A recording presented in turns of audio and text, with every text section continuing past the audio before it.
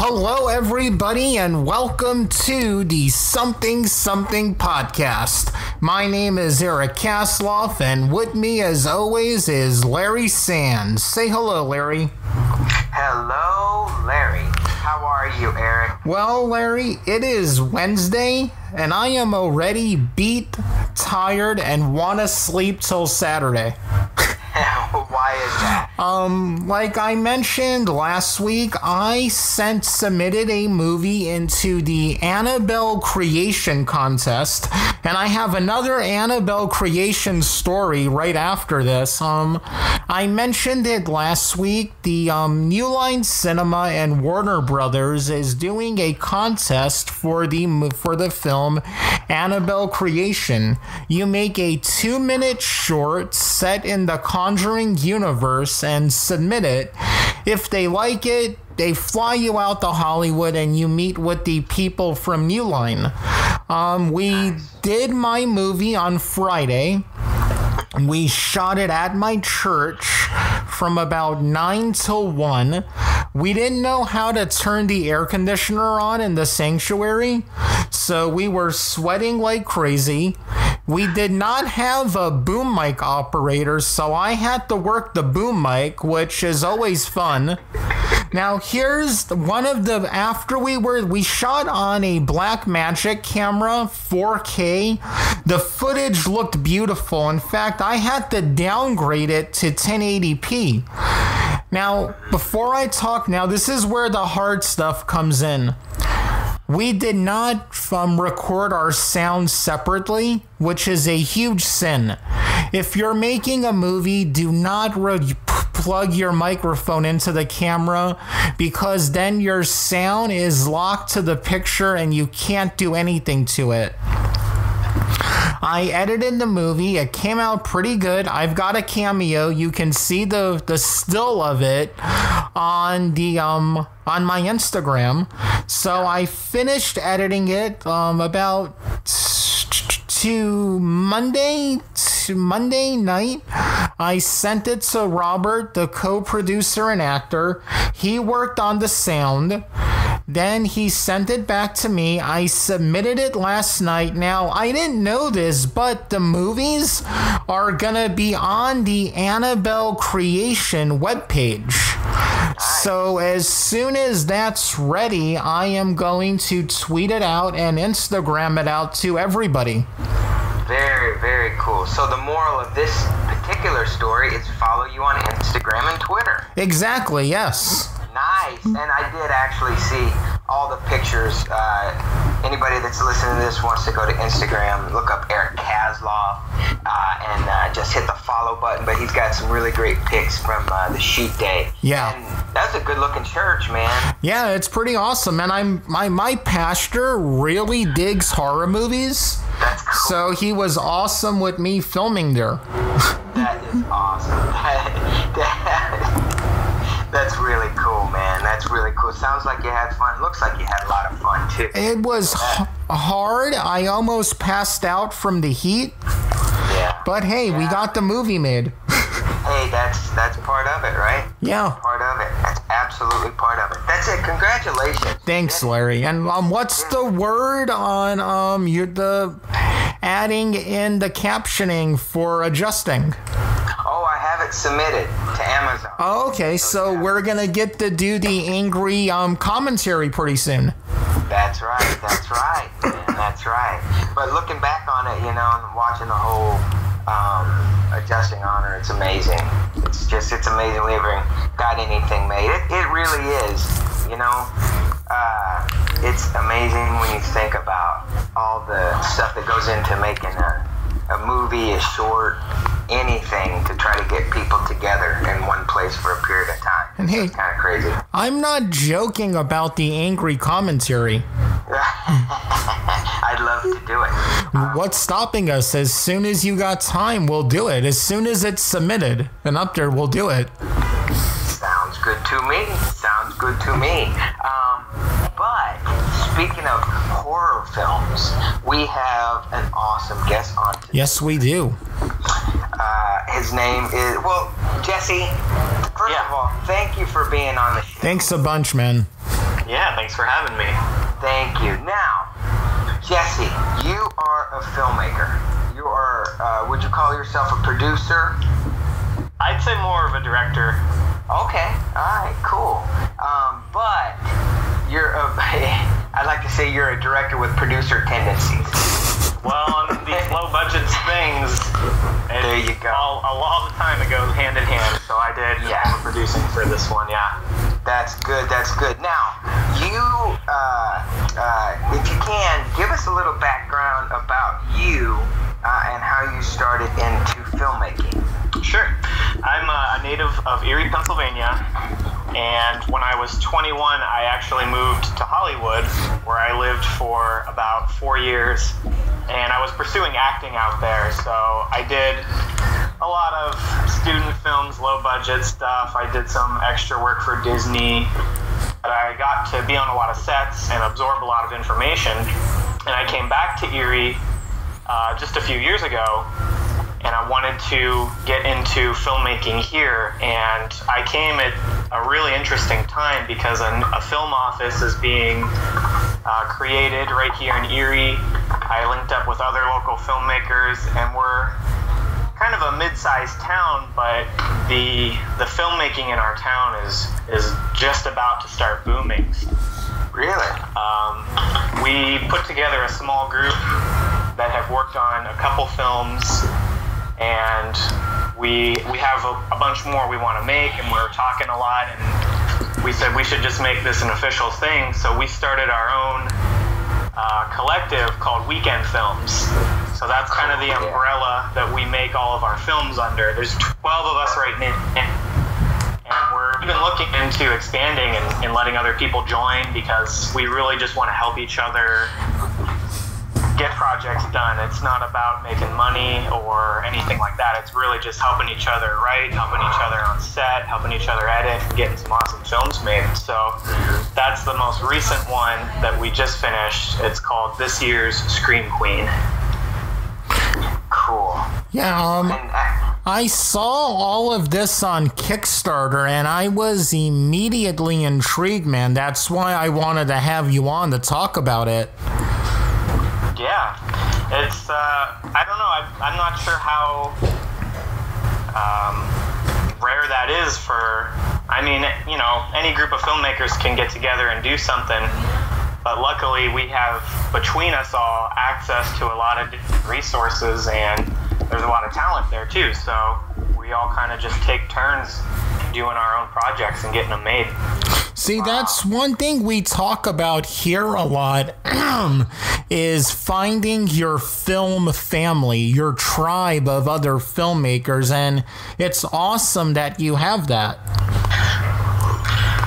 Yeah, and we're really a very diverse group, but I know exactly what you're talking about. When you put us all together, you know, it's pretty powerful. You have good writing, you have people who are trained on the equipment, you know, every aspect of production you can hit. This is the first one we tried to fund, and we launched a Kickstarter, and we did hit our goal. I think we ended at 111%.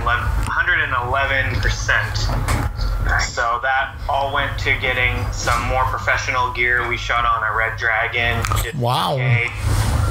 And we rented some local businesses to use as shoot locations.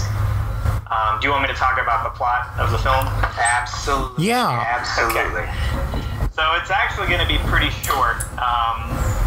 The script was only 5 pages long, but it has a lot of kick to it. So it's about 2 horror actresses, and they're both in the running for this award called the Scream Queen Award. And the film opens, they're in the bathroom getting ready. You know, they haven't met each other yet, so it's the first time. One of them is kind of like a veteran. She's won before. She's really cocky and arrogant, and she's like the typical, you know, horror diva actress. And the other one is very new. It's her first time being there, and she's just so enamored by the other girl. And so they get talking, and they introduce themselves, and it starts kind of civil. They start doing these little quips, these little remarks to each other. And then it really escalates. They get offended, and it turns into this that cat fight in the bathroom, and they're just going at it. And then that spills out into the party scene where there's a huge group of people waiting to see. Oh my gosh. So it's this, record screech reaction where the fight rolls in, and that's how it ends with... Don't give away the ending. I won't give away what happens, but the party scene at the end is something you're not going to want to miss. I'm intrigued, man. I don't want to cut Larry off. I'll let you talk a lot in a little bit, but you seem to have had the same thing happen to you as me. I was living in LA for 20 years and only did student movies. When I moved back to Jersey, which is really close to Pennsylvania, by the way, we should work together. I'm just saying. I got more success here in Jersey than in Los Angeles. Why do you think that is? I just think it's so saturated out there. It's very cutthroat, and depending on the kind of productions that are out there, most of them have people in mind for every aspect. So I think it's very hard to get your foot in the door unless you already know someone. When I moved out there, I knew no one. I had no family out there. I just wanted to make a go of it. But I did learn a lot about how the industry works.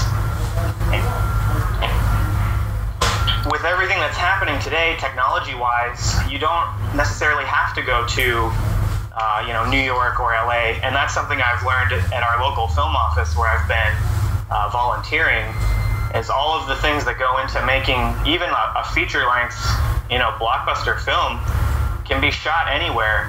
As long as you have the budget, you can make it work, you can find crews. So it's not something I went out there with, but after coming back and seeing both sides from like a really big town and a really small town, there's a ton of potential in these smaller cities to do some awesome films.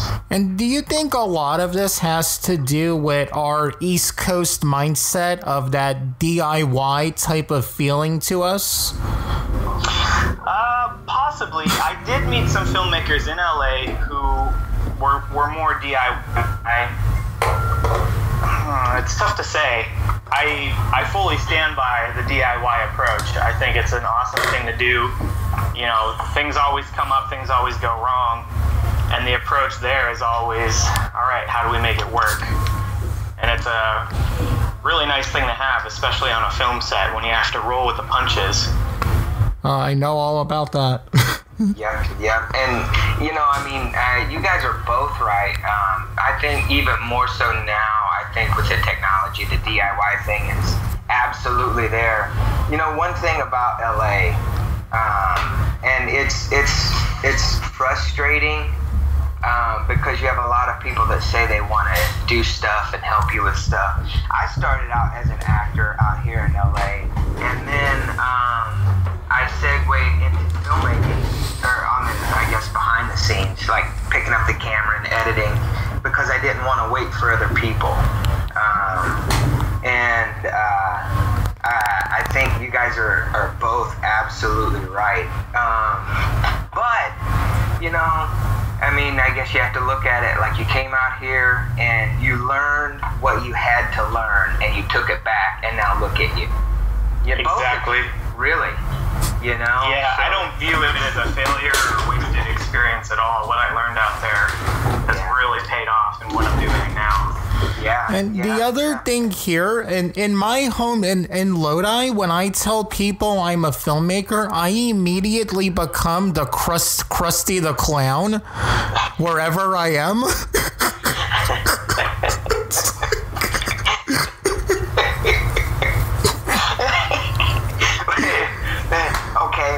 Explain that. Well, in LA, I'm just another douchebag filmmaker. Here it's, oh wow, you make movies?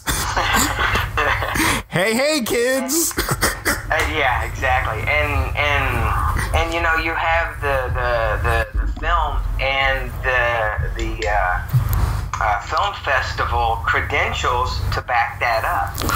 Now, So what movies inspired you, Jesse, to get into filmmaking? Oh boy, that's a long list. Some of my favorite, classic 80s films. I'm a big fan of like Ghostbusters, Back to the Future, Jaws and Aliens. So no, anything sci-fi, horror, fantasy are kind of my things. But recently, I love everything that Christopher Nolan does. He makes awesome films. He is amazing. He's not too bad. He's not too bad. For me, it all comes down to the storytelling, and it's really just the visual medium. It really resonates with me. I think it's the best way to tell a story. You have images, you have audio, and you can have compelling performances by actors. So it just does it for me. Here. I second that. Now, go on, Larry. Sorry. No, go on. No, please do. I was just going to go to talk about Screen Queens, to go back to that. I looking through like some of your pledges or levels, I guess. How was the response? Because I know in your like pledges and levels that you had a thing in there where you have the party scene and you have like product placement, which I think is genius. We tried to come up with ways that local people could get involved with it, and the first thing we did was just say anyone who wanted to be an extra, just show up. You get to put on a Halloween costume. You get to be in a film. And that, like, everyone wanted to be in it because it's the middle of summer. We're shooting a horror movie. It's not Halloween time, but it's like an excuse to dress up. So that was awesome. For our higher pledges, we allowed, if you were going to show up as an extra, we would give you a close-up, like a reaction shot if you made a higher pledge. And then also the product placement. So if you had a local business or a local product, something you wanted to feature, we would make it work. We would put it on the table. We did have some of those higher pledges. They didn't pan out on the day of shooting. I tried to coordinate and say, show up and we'll make it work. Yeah. But I think it's be creative when coming up with pledges or rewards for your pledges. Oh, totally, yeah. Most of our backers were local, like people that are, stand by our local film community. So anything you can do to get them more involved in the process, they like that, and they're more willing to support you if you can do something like that. Now, let's talk a little bit about how did you, since you were funded above and beyond what you were asking for, how in the world did you get your message out to those people that want to donate to you? How in the world did you get yourself out there? Well, I'll give some praise to another local individual to Erie. He's a professor at a local university, and he got a county grant. I think it was about $500,000 specifically to be put towards launching and helping Kickstarters. So he has been doing research for I don't know how many years, but specifically on the market of crowdfunding and what factors make good Kickstarters and things like that. So I talked in depth with him a lot, and he gave really good tips. Because he got this grant, he does it all for free, and he offers it to anyone who just wants to have a successful Kickstarter. And I think the general Kickstarter rate is like 30 or 40% success rate. And he has a 90% success rate with every Kickstarter he's been involved with.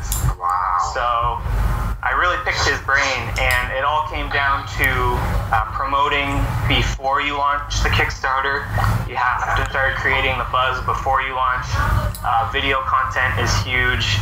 We did a bunch of little teasers where we got the two actresses and made it look like it was scenes from other horror movies they had been in. That's funny.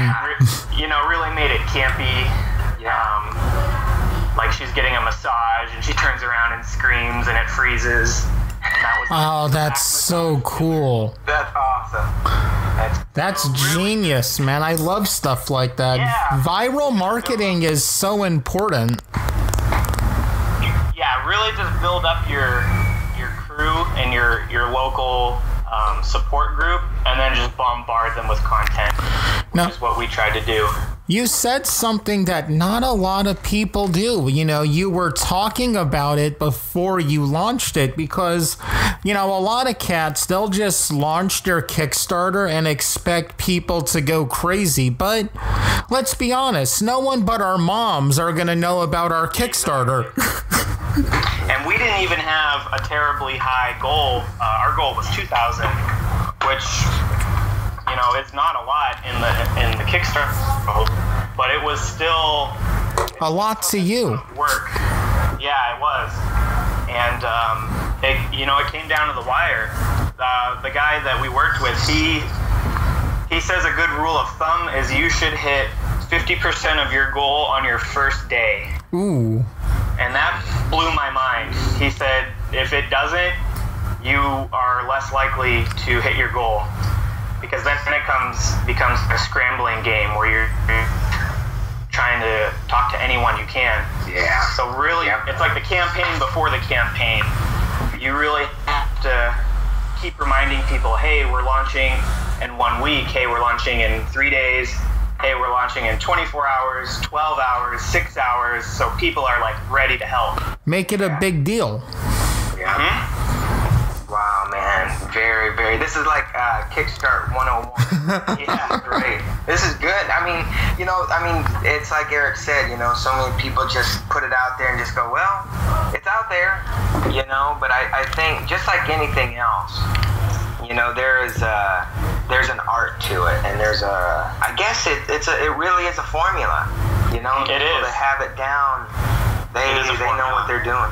Yeah. So, well, first of all, it's like I was, telling Eric before we introduced you, congratulations. Yes, totally, man. Thank you so much. Actually, man, you make me want to come to Erie, Pennsylvania, and work with you guys. Hey, we'd love it. Man, that's, what you're doing is what so many people, obviously filmmakers, actors, fill in the blank, want to do, but I don't know, they don't know how to start, or they've been, and being out here in LA, man, people kind of beat you down.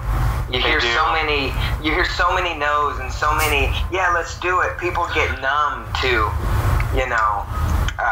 all that. Was it the cacophony of, I'll do it, yes, let's do it. Yeah. And then nothing ever happens, and you just get bummed out, Well, even since we launched our weekend films group, we've had tons of people who've come up to us and they're like, hey, I have this script, or I have this idea for a script, and I've had it for 5 years and I've never been able to do it. So we're just trying to help anyone we can. We're like, hey, if you need feedback, if you want to have a writing session, if you just want to talk it out, like, let's get it made. Yeah. And I guess we're kind of stepping up to the plate, but we're perfectly happy to do that. Now, do you mainly, the weekend film, are you primarily horror or all genres? It's all genres. Okay. Cool. We'll do anything. Nice. And actually, go ahead. I'm just gonna throw it in there. We do have more horror films on the way. Awesome. Cool. Are they bloody? Oh yeah. Lots of bloody. You gotta have bloody. That's good. Oh yeah. That's awesome. Doing, and again, this means a lot, is doing what you say you're going to be able to do. And Eric and I have talked a lot about this, and, if you're going to, then that's why I have my own camera, I have editing equipment, I know how to do all that. Well, you have Final Cut, so it's not really editing equipment. Eric, I'm taking the next plane over to you. I would like that a lot. That would be great. Premiere. What's your Premiere, okay. Premiere, I use Resolve for color correcting, and I'm teaching myself Blender as we speak. That's pretty cool. Yeah. I saw that Blender you sent to me. That was awesome. That's really great. That's cool. What about you, Jason? Yeah. Premiere. Awesome. Do you use the whole Creative Cloud package or just Premiere? I do. I'm not the editor of the group.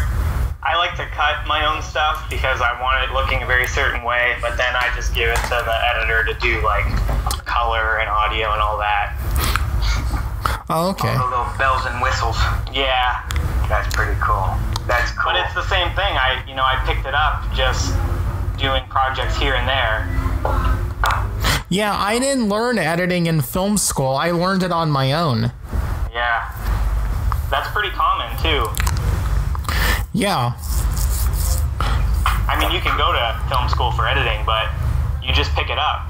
It might be a little project you're working on and you need to figure it out, and you just kind of play around until you get it going. Hey, that sounds like me and Premiere. Google. Yeah, exactly. Google everything. Yeah, now you can see, man, that's a good thing about technology, like you were saying. You know, it's good, but now everybody who has like a little camera,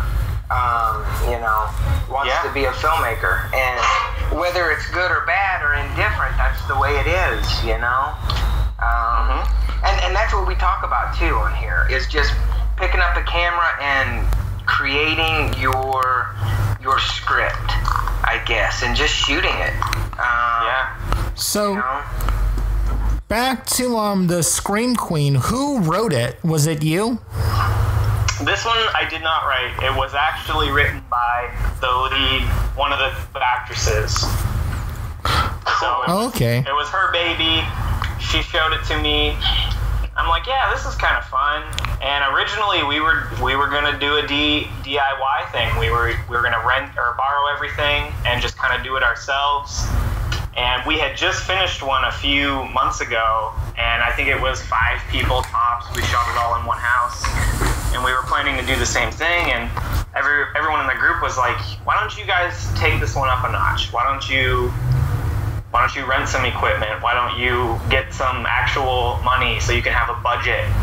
And we were like, you know what? Let's do it. Let's step it up.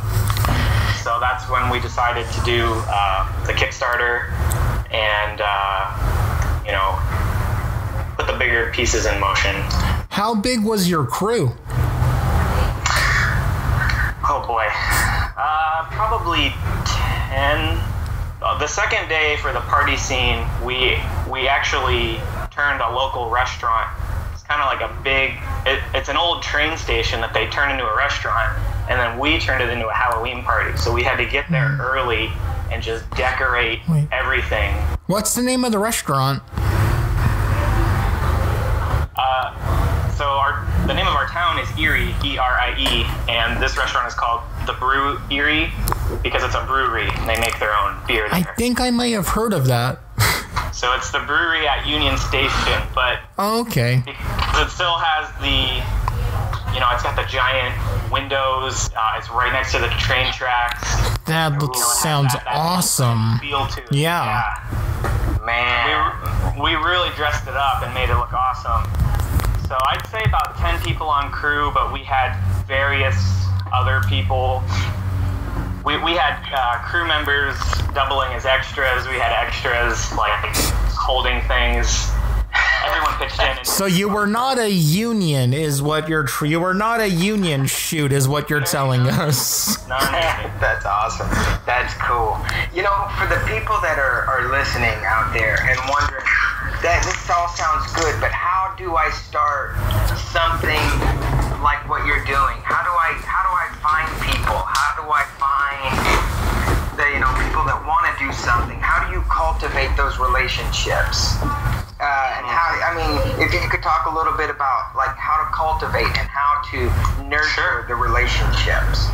So what's funny is when I moved back to here for about 2 years and did nothing film related at all. I was just working, and I I kind of heard about things going on around town, but not really.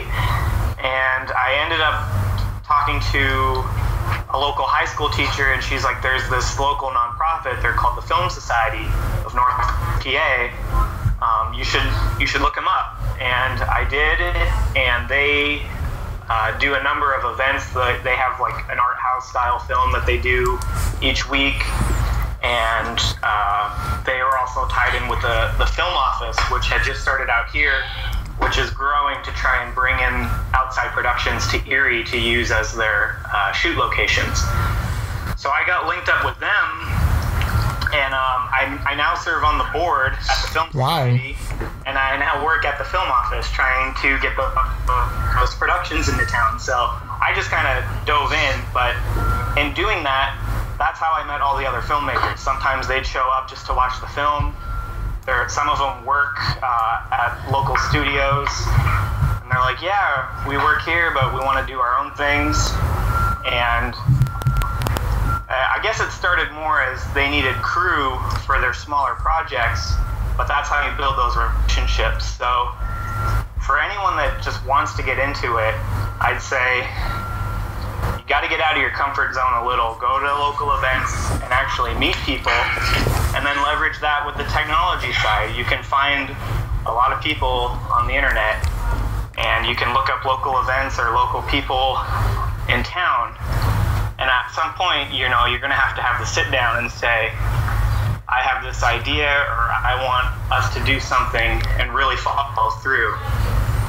Because like you said earlier, so many times people get excited for a project and they're, oh yeah, I'll help you, but it doesn't pan out. So take it upon yourself to really see it through, and it will just build from there. Once you have more people, you start seeing things from other points of view, and it will just build. More people want to get involved when you have successes.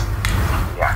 I think the big reason things fall through is when I was again in film school in my screenwriting class, people would be pitching their first script, and it was these multi-million-dollar sci-fi space operas. One thing I always do, and it sounds like you guys do it too, Jesse, write with what you have. Yeah, there is no problem in starting small. I mean, this film we did, we spent $2,000 and it's 5 pages long. But have a good story, have something compelling, try to, think outside the box, do something that hasn't been done before. And keep it small, right? Always come down. Yeah, bigger ones can always come down the road. For our next one, I'm sure ours are just going to keep getting longer with bigger budgets. You're going to go 7 minutes next time. 7. Well, hey, my first short back here was 3 minutes. Me and Larry did one that was about, 8 minutes? Yeah. Then I went back to 2 minutes, so I'm going to go crazy next time and make a 15-minute movie. Oh, that's dangerous. I know, it's a little crazy, but, you got to try it. Well, we're planning to submit this one to a number of festivals, and one of our members even said that this film has a really good chance because it's so short and it has all these like dark comedy aspects to it. So if you submitted it to like a horror festival, they might have, a 30-minute like really dark horror, and then they're following that up with another 30-minute dark horror, and this film would be perfect to just put right in between, something to ease the tension really quick before going into another long one. So we're hoping to get some traction in some of the festivals. Oh, if you would have finished sooner, I would have recommended the New Jersey HorrorCon, which is what I played at a few months ago, and it was fantastic. Yeah? Yeah, I'll give you some information about local horror film festivals you could submit to. Definitely. Yeah. Go on, Larry. Speaking of, so where does this leave? So you guys are completely done with Screen Queens. Done with filming. We actually just filmed this past weekend. It was a long weekend, so now it just needs edited. It may take a little bit of time, but again, it's not super long, so we're planning to have it pretty much completed pretty quick. Now Nice. Now, since you're done shooting this one, do you guys regroup and start talking about shooting the next one, or do you absolutely finish one project and then move on to the next? No, actually, because we have so many members, projects are being done simultaneously. The guy who was my cinematographer, he has one that he's written, and while I was in pre-production, he was casting it, and we're shooting that one at the end of October. So, wow, excellent. Whoa. It's pretty much anyone who has something that's ready to go. You don't have to wait. The goal of the group is not to hinder anyone's creativity or accessibility, but just to help. Yeah, very cool. Now, do you guys have a website or your social media links?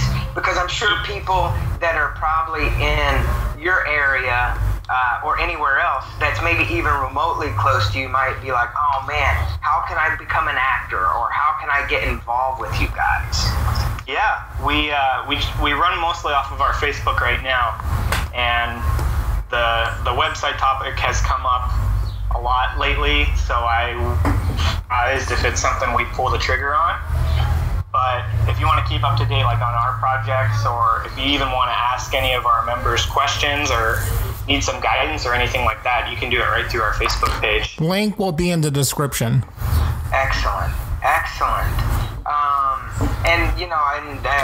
We'd certainly like to have, you come back on for your next project anytime you start a Kickstarter or any kind of anything. We'd like to have you. We'd like to have, like, your group, like a group of you guys come on and talk yeah, that'd be awesome. Working together. Yeah, absolutely, man. We can, that would be super spectacular. Right now, just extending an invitation to you guys, because I know, I would be into it, and I know Eric is. Oh, totally. Yeah, we'd love to have you as a group of guys, filmmakers, creatives come in. And girls. Oh, okay. Yeah. Oh, that's nice. See? It's good, man. It's good. Actually, real quick, how important is it? Just one last. Say that again. How important is it to have this group of people that you can trust? This is my final question. I think it's made really all the difference, because I've worked on projects in the past where you may not know them too well. They might be people you met through a friend, and you always don't want to overstep your bounds. You might have a really professional, director of photography come in, and you just kind of wait to be told what to do. Having the group where you're all very comfortable with each other, you've known each other, you do non-related things, you go and see movies or just hang out. It really eases the tension, and it makes the times when you do sit down and really get to work just flow so much easier. Very nice. Yeah. And it's so true. It is so true, man. When people can just flow and go with it, I mean, it makes it. It's a special thing, I think. It's like when worlds are in line, everything is in line, and it just works good. It works great. Works great. Okay, well, Jesse, there is one thing we love doing on the podcast, especially since we're going to a season format, and it is called, we don't have a name for it, but basically we improv a movie as wild and crazy as we want it. We have a release date. It goes up against Star Wars Episode 8.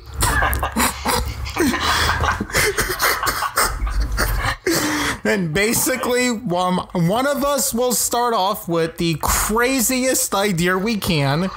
We get a basic 3-act structure, cast it, because we've got a release date looming on us.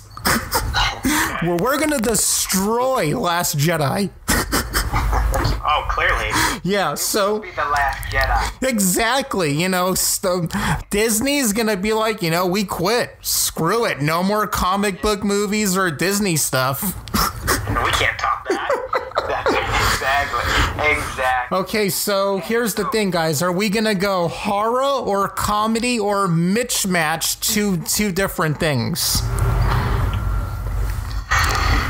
Do the mismatch. Okay, let's do a romantic horror comedy set in a zombie apocalypse. And I think I have something. Okay, but before, let me just throw in. This has got to have Pee Wee Herman in it, Paul Rubin. Well, of course. When I think of romantic comedy horror, he's the first person I think of. As the star or just the character? You know, he could come in. You know what? Let's find out. Let's let it flow and see where he could come in. Okay. Let's find out. Okay. So Are we acting this out right now? we're just gonna pitch different ideas. We don't act it out. Yeah. But you know what? We could do a radio show based on. We could do a radio play. So actually, that could happen. That could happen. Right. I could see that in our future. So that would be cool. Okay, I'm gonna throw this out there, then you guys say yay or nay on it. There are two families of zombie killers, kind of like the Montagues and the Capriettes, but they hate each other because their styles are different. Then obviously the guy and girl from both families fall in love, and they gotta keep it secret from their families that they're in love. So more like Hatfields and McCoys, I guess. Okay. Jesse? I'd say yay. However, what might be cooler is rather than two families of zombie hunters, you have the family of zombie hunters and then the family of zombies. Oh, okay. You have a zombie falling in love with a human. Kind of like Warm Bodies? Yeah. Okay, let's go with that. Now, what kind of zombies are they? Are they the running zombies or the real zombies like Romero did? That's tough. You know, if whoever plays the running zombie, whether it's the boy or the girl, it's gonna be rough for them to get into a romance. Yeah. Yeah. Because they're always running. Do the George Romero zombies. Okay. Okay, but also, once she finds what she's looking for, he or she, that could slow him down. And then the family's like, hey, what's going on? Why are you so slow? Okay. And I think, I'm in love. and we gotta go with they're zombies, but they're like regular people too, right? Yeah, I think you can do that. Okay. Go to work and have families.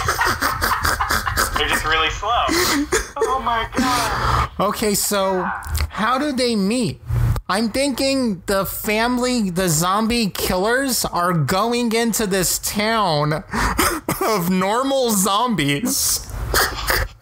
You know, they're just murdering zombie. Well, you can't murder a zombie. You kill a zombie. Right. So do they know going into this town that it's full of zombies, or do they just happen to go through town and they just happen to stumble on it? Well, I think they're more going through different areas in their town killing zombies, you know, to get rid of them. Okay. Yeah. So are these zombies like noticeable? Like when you look at them, or you wouldn't know them? Oh my god, I think Jesse started us with something. Maybe you can't tell they're zombies. And until, you know, it's almost like when the sun goes down. But see, that's when the boy meets the girl. Okay. Or maybe, you know how, like, if someone first dies and becomes a zombie, they might still be kind of fresh, so they look kind of normal. Okay. Then as time goes on, they start to decay, become more zombie-like. Yes. See, now we could also hit into the Twiharts with this. Yeah, and introduce introduce them to Paul Rubin. Okay, Paul Rubin is the leader of the freshly dead zombies. Yes, agreed. Okay, now we need some conflict, guys. When does the conflict start with them falling in love? Like, what happens after that? Well, I feel like the guy should be the zombie and the girl should be the zombie killer. Oh. Okay. That's great. Okay. So clearly she has to kill him, and she's just so in love with his zombie-like romantic ways that she can't bring herself to do it. What if he has these? Yeah. So obviously he's fresh, right? Yeah. He's Right. fresh zombie, and so they just go through town. They're pulling through town, maybe looking and stuff, and all of a sudden, boy meets girl or girl meets boy, and he's a fresh zombie, and his eyes have turned steely blue. Yeah. Okay. And then he takes a slow bite of like a brain. And it just like runs right down. Okay. She could even have that whole inner dialogue where she's like, "Oh my God, he's perfect." And then he eats the brain, and then she'll be like, "No, he's a zombie." Oh, and then that creates conflict with her.